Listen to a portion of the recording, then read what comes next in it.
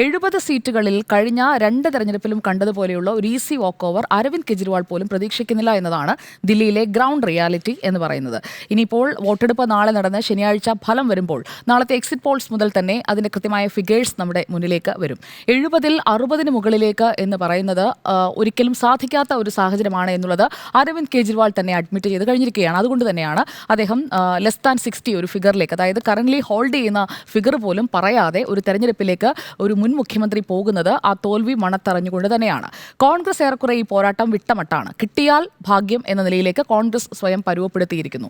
മാത്രമല്ല സഖ്യമില്ല എന്ന് പറഞ്ഞുകൊണ്ട് അങ്ങോട്ടും ഇങ്ങോട്ടും ആക്രമിച്ചത് ഏത് തരത്തിലാണ് എന്നുള്ളത് നമ്മൾ കണ്ടു കഴിഞ്ഞു.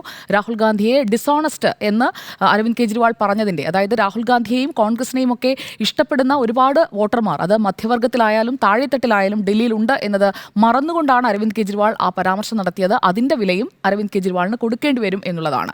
കാരണം കാലങ്ങളായി കോൺഗ്രസിന് വോട്ട് ചെയ്തിരുന്ന ആളുകളാണ് ഷിഫ്റ്റ് ചെയ്ത് ആം ആദ്മി പാർട്ടിയിലേക്ക് വരികയും 2 തവണയും മികച്ച വിജയം ആം ആദ്മി പാർട്ടിക്ക് നൽകുകയും ചെയ്തത്.